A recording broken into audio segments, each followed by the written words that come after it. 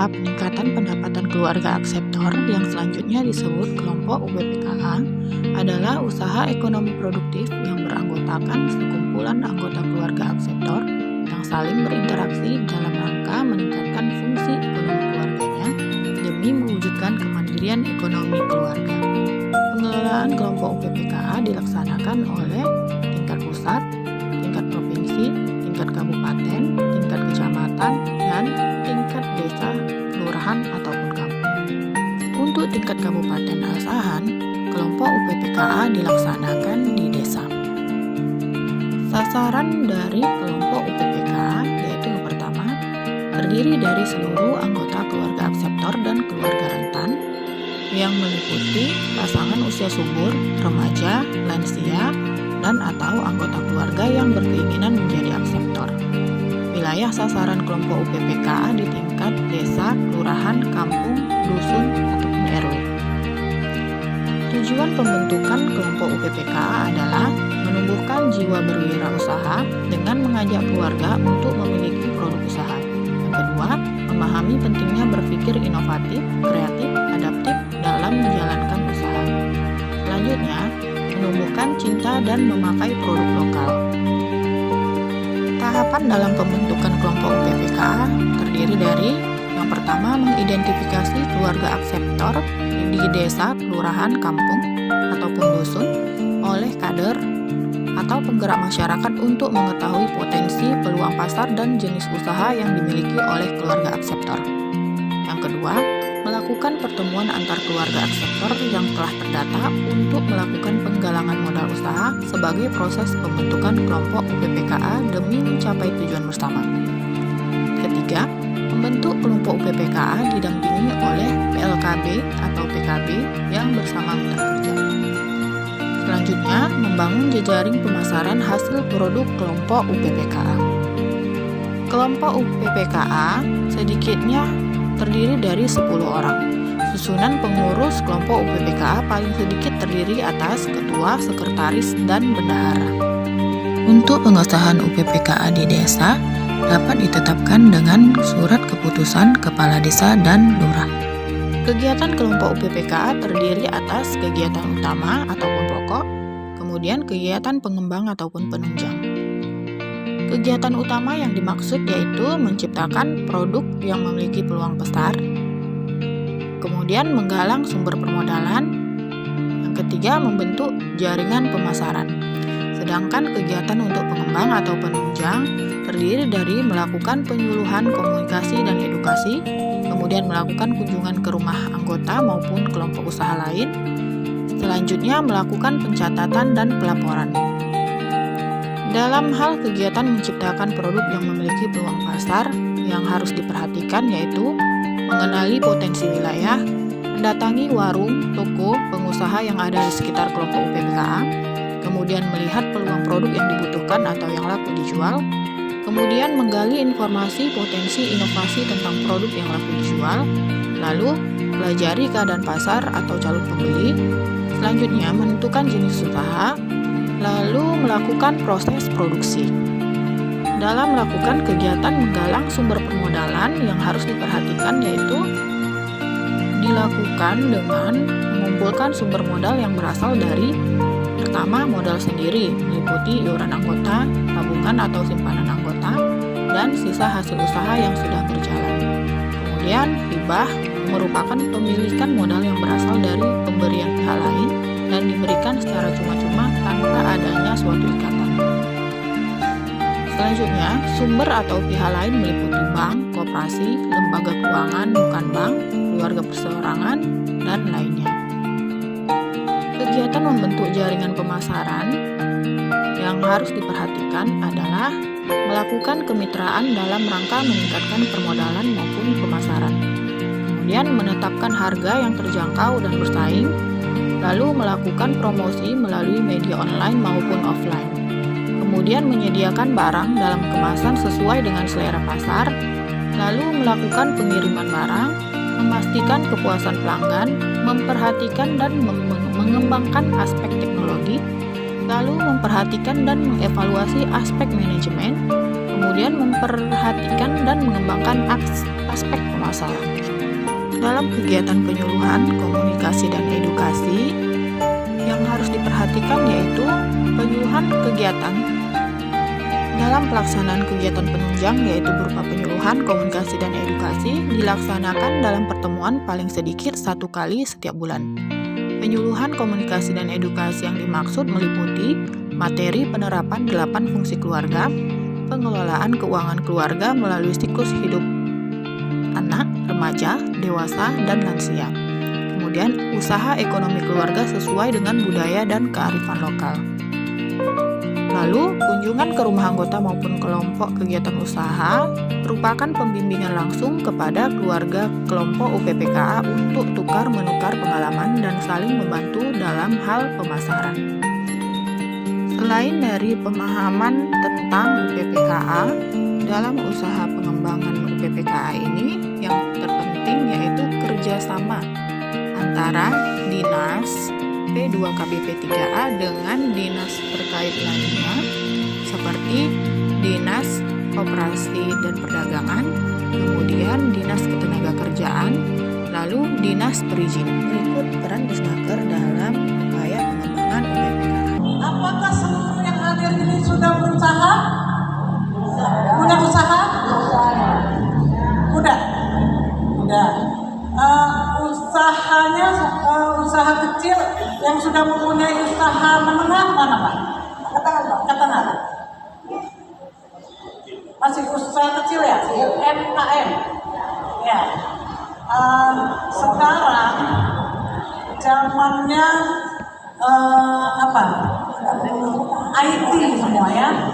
Jadi kami dari Dinas Tenaga Kerja, ya kan, sebenarnya kalau kita cerita di sini, cerita segala macam undang-undang, segala macam, pasti orang bapak nggak terima ya. Kalau undang-undang nggak salah ini nggak ngerti. Jadi kita motivasi aja lah dari saya ya. Motivasi kami di Dinas Tenaga Kerja ada 3 kabit hubungan industri, ya kan. Kemudian kabit penempatan kerja, ya kan, mengurus tenaga kerja yang mau bekerja, ya kan. Kemudian kabit industri. Kabit industri itu segera dipindahkan nanti ke pemerintah, ke tempat Bapak tadi. Tapi untuk sementara ini, seperti tadi saya dengar Bapak katanya usaha jamu pernah memasukkan ke sistem OSS. Nggak bisa ya Pak? Karena kalau udah masuk ke sistem itu kan harus ada awalnya udah ya kan Pak? Bapak udah punya itu? Belum? Bapak boleh masak makan. Tapi kalau seperti yang bilang Bapak tadi, kalau bisa kelompok Pak, kelompok ya kan? Kalau bisa kelompok, jadi kita sekalian ngurus. Karena mengurus halal itu Pak, mengurus halal itu aja biayanya kalau nggak salah bisa 78 juta. Tapi kalau sekarang ini gratis. Bapak ya kelompok Pak, biar gampang. Kalau sendiri Pak ya nanti kan itu kan Pak, kalau halal ya kan, itu kan nanti ditinjau dari tim, dari provinsi. Kalau Bapak sendiri, mereka 5 orang yang datang, biayanya kan besar, ya kan? Tapi kalau Bapak kelompok, itu lebih gampang. Dan keluarnya sekalian, Pak. Nanti masuk ke OSS-nya, kami yang ngapain, Pak? Kami yang ngajarin. Silahkan. Ya Pak ya? Tapi ini saya berbicara ini sebelum industri itu pindah ke perdagangan tadi. Jadi, kalau Bapak segeralah, kalau mau dibantu segera Pak. Nanti semua kita yang membantu. Ya Pak ya. Jadi sebenarnya macam mana kita berusaha? Sebenarnya saya di sini memotivasi, mengasih kunci apa sebenarnya keberhasilan dalam kita berusaha. Ya kan? Pertama itu niat. Selanjutnya, peran Dinas Koperasi dan Perdagangan dalam usaha pengembangan Bapak Ibu, tadi pertama kami memfasilitasi dalam bentuk bantuan. Kemudian yang kedua memberikan pelatihan seperti ini. Kemudian yang ketiga ada peluang modal 5, 10, 20. Lebih dari itu kita bisa channelkan ke bank, baik itu bank BRI atau Bank Sumut. Sementara yang kita punya jalinan komunikasi masih ke situ. Nah, kalau saya Bapak Ibu, kalau berada Bapak Ibu dalam satu wilayah, kemudian jenis usahanya sama, saya menyarankan Bapak Ibu bikin koperasi. Karena koperasi intinya adalah dari kita, modalnya untuk kita, kepentingan. Nah, yang jadi masalah kan kadang-kadang pengurus tidak amanah. Kemudian yang kedua, salah membaca potensi. Tadi saya ceritakan sama Pak Agam, yang sering terjadi kenapa koperasinya mati suri. Bukan cuma karena pengurusnya nggak paham tentang berorganisasi, nggak paham tentang akuntansi, tapi juga salah Pak membaca potensi. Sama kayak BUMDes, desanya desa pertanian, tapi bikin BUMDes ATK. Mentang-mentang di kantor sebelah kantor desa ada sekolah satu. Nah kalau sekolahnya 10 ya mungkin wajar dia bikin BUMDes ATK kan gitu. Atau daerah perkampungan tapi bikin BUMDes futsal. Nah di kota ini aja futsal cengah-cengah, bikin futsal pula di kampung. Itu yang tidak membaca potensi. Nah, kalau Bapak Ibu memang bikin usaha UMKM yang memang potensinya sepertinya misal daerah peternakan, ada yang dari Buntupani atau Tinggi Raja? Ada? Nggak ada? Misalnya bikin daerah peternakan, kemudian hasil ternaknya itu kita budidayakan untuk bikin UMKM, misal bikin abon sapi atau abon daging kambing misalnya. Kemudian kita bikin kelompok dalam bentuk koperasi, ya masih masuk akal ya kan. Tapi kalau misalnya daerah peternakan atau daerah pegunungan lah, daerah Bandar Pulo atau Songsokan atau daerah Kuning, potensinya di situ sapi. Kemudian bikin usaha, kita bikin lain di sini ikan asin. Ya kayak cerita tadi ya kan Pak, Jaka Sembung ya kan, Bandar Pulo, Songsongan Rahuning pula udah kita bikin koperasi ikan asin. Tapi kalau misalnya koperasi penyalur pupuk masih masuk akal. Seperti itu. Jadi Bapak Ibu, kalau bikin peluang usaha, pertama sesuai dengan potensi. Pala-pala bikin usaha itu yang unik. Memang nggak ada. Dulu pernah tuh di Kuasa, dia bikin usaha kerajinan dari tempurung kulit kelapa. Banyak sudah produknya. Terakhir yang perlu saya sampaikan Bapak Ibu adalah hari ini kita hidup di zaman teknologi. Suka tidak suka, Bapak paham atau gaptek, melek teknologi atau gaptek, teknologi ini ada di dekat kita, di tangan kita, tergantung kita mau pakai untuk apa ini. Saya selalu sampaikan dalam banyak kesempatan, handphone ini tergantung kita mau kayak mana. Karena yang kedua yang selalu jadi masalah, ketika kita mulai usaha ada kendala sedikit. Contoh seperti semalam kita menghadirkan pelaku UMKM, kita hadirkan Alfamidi sama Irian Market Pak. Alfamidi memberikan penjelasan ada 14 kriteria bahan yang bisa diterima supaya bisa dipajang di gerai Alfamidi. Lebih kurang sama seperti Irian Market. Nah, membaca 14 kriteria ini bagi orang yang optimis, bisa ini. Tapi bagi orang yang tak optimis, yang pesimis, dia akan komentar, amat yang banyak dan tak lalu buku ini. Ya kan buka deh, tak lalu buku ini. Dicoba aja belum, dia langsung komentar, tak lalu buku ini. Tidak gigih gitu. Kemudian penyakit yang kedua, gini saja pun udah laku banyak kok. Gini saja pun udah laku banyak kok. Dia merasa qanaah tapi salah tempat. Salah tempat. Dia merasa cukup tapi salah tempat.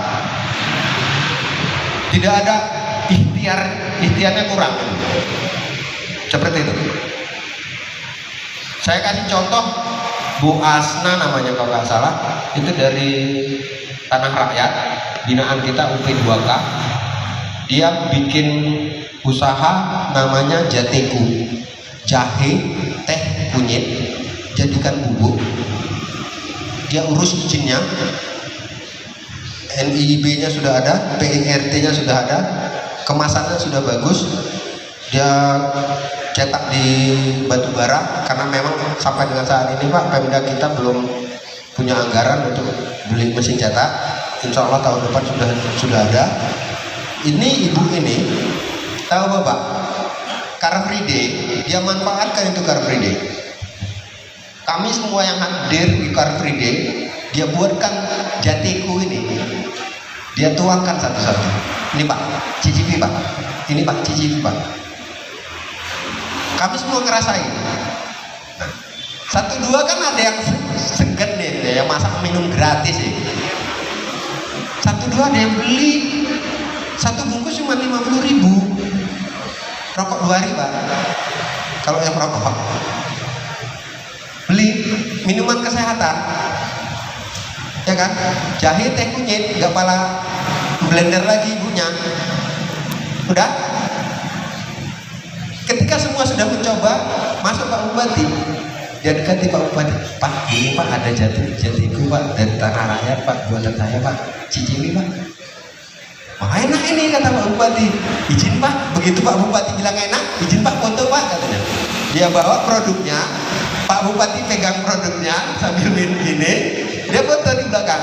Dia pajang di medsos. Promo gratis. Nah sekarang dia nitip barang di warung-warung yang ada di alun-alun kota. Itu contoh kreativitas dan kegigihan untuk memulai usaha. Peran Dinas Perizinan dalam upaya pengembangan UPPK. Jadi kalau dulu 50 juta itu mikro, sekarang 1 miliar. Usaha kecil itu kalau dulu sampai di atas 50 juta sampai 500 juta. Sekarang di atas 1 miliar sampai 5 miliar itu modal investasinya itu masih dianggap usaha kecil. Jadi sektor UMK ini diberi kesempatan untuk masuk pada dunia usaha yang saat ini. Jadi ini Bapak Ibu sekalian, kalau Bapak Ibu sekalian untuk memproses perizinan usaha melalui sistem OSSRBA itu diperlukan nomor induk kependudukan, alamat email, dan nomor handphone. Jadi nanti harus ada alamat email dan nomor handphone. Jadi saya Bapak Ibu sekalian, saya rasa tak ada di sini yang tidak punya alamat email ya, sama nomor handphone. Kenapa? Karena kalau menurut saya pasti Bapak Ibu punya Facebook. Tak ada yang nggak punya Facebook. Semua punya Facebook. Saya rasa ada yang tak punya Facebook? Nggak ada kan? Artinya bagaimana kita menggunakan Facebook harus ada alamat email. Tapi mohon maaf juga pengalaman mungkin Bapak Ibu sekalian pun tahu alamat emailnya mungkin ya. Karena memainkan Facebook aja suruh anak, kalau buatkan Facebook saya nanti, padahal itu sebenarnya butuh alamat email. Sebenarnya perlu itu email itu sebenarnya salah satu data identitas kita juga. Jadi kalau ada alamat email kita harus tahu login, ada passwordnya. Karena kalau terkait dengan perizinan nanti itu dibutuhkan alamat emailnya. Hak akses untuk proses perizinan itu akan masuk ke alamat email.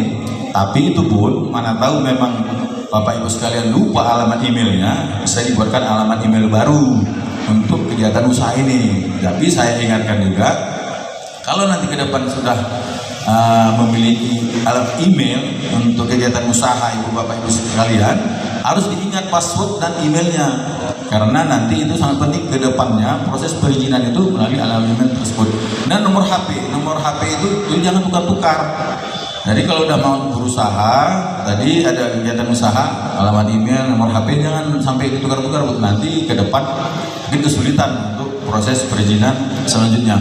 Jadi cukup dibutuhkan nomor induk kependudukan, alamat email, dan nomor HP. Jadi sekarang perizinan itu Bapak Ibu sekalian diproses secara elektronik. Jadi dengan kemajuan teknologi, jadi sekarang akan dipermudah. Sebagaimana disampaikan Pak Ilham tadi, kemajuan teknologi itu tergantung kita sebenarnya. Apakah bisa mendukung kegiatan kita usaha positif atau negatif. Jadi sebenarnya pemerintah ataupun sekarang saat ini memanfaatkan teknologi tersebut untuk memberi kemudahan kepada Bapak Ibu sekalian. Jadi sebenarnya tidak perlu pun datang ke kantor kami, sebenarnya bisa diproses perizinan itu masing-masing di rumah. Yang penting ada koneksi internet, ada paket data, itu sudah bisa diproses. Namun demikian, kami di Dinas Perizinan sampai saat ini tetap bersedia untuk melakukan pendampingan kepada Bapak Ibu sekalian dalam memproses perizinan, ada kesulitan dalam memproses perizinannya. Jadi Ibu Bapak Ibu sekalian yang perlu diperhatikan, tahapan persiapan pengajuan permohonan perizinan itu yang tadi saya sampaikan, NIK, alamat email, nomor HP untuk mendapatkan hak akses kepada sistem OSS. Untuk badan usaha, berarti yang perlu itu nomor induk kependudukan, alamat email juga, nomor handphone, jabatannya kita sebagai apa di sana di dalam badan usaha tersebut, NPWP perusahaan, dan nomor SK pengesahan. Nomor SK pengesahan ini adalah nomor SK pengesahan dari Kementerian Hukum dan HAM. Jadi tahapannya saya sampaikan, kalau untuk badan usaha, yang pertama sekali Bapak Ibu ke notaris. Notaris akan mengajukan pengesahan akta pendirian tersebut ke dalam sistem AHU namanya, Administrasi Hukum Umum ke sistem Kementerian Hukum dan HAM. Jadi harus disahkan dulu ke dalam sistem tersebut, barulah sebenarnya sah akta notaris yang dirikan tadi untuk badan usaha. Kalau persorangan sebenarnya nggak perlu, karena nanti akta notaris tersebut disahkan ke dalam sistem AHU akan berintegrasi dengan sistem OSS. Datanya akan ditarik oleh sistem OSS untuk pembuatan perizinan usaha. Jadi yang perlu diperhatikan ini Bapak Ibu sekalian, untuk persorangan itu cukup 3, untuk badan usaha itu ada 6.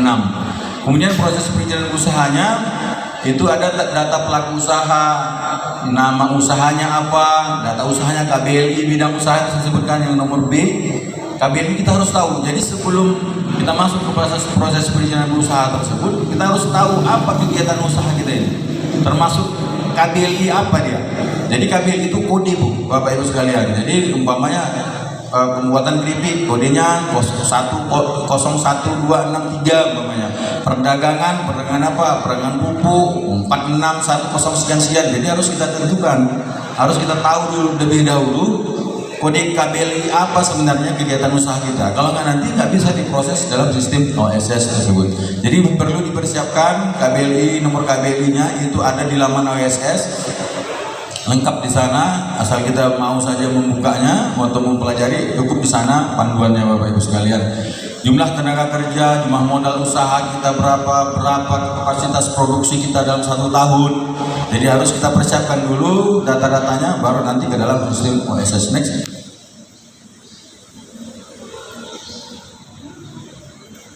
Nah, jadi ini Bapak Ibu sekalian menu utama pelayanan sistem informasi terkait OSS. Jadi OSS itu singkatan dari Online Single Submission.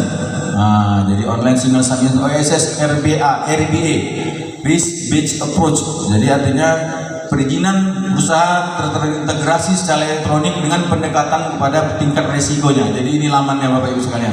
Jadi kalau punya HP atau ada laptop komputer di rumah, buka nanti oss.go.id, inilah tampilannya. Disinilah proses perizinan itu diproses. Jadi nanti ada di sana beranda, informasi, regulasi, panduan, semua lengkap Bapak Ibu. Jadi nanti kalau terkait KBLI, diklik informasi KBLI-nya, nanti dilihat di sana kategori apa sebenarnya kegiatan usaha Bapak Ibu sekalian. Pokoknya kegiatan keripik, ketik aja keripik, nanti keluar ya KBLI-nya berapa. Jadi harus nanti bisa dilihat di informasi. Next. Nah, jadi nanti setelah masuk untuk mendaftar kita harus tentukan tadi kita masuk UMK atau non UMK. Kalau kita usaha kita sampai dengan di bawah 5 miliar, kliklah ke UMK. Kalau yang usaha kita di atas 5 miliar itu masuk ke non UMK. Next.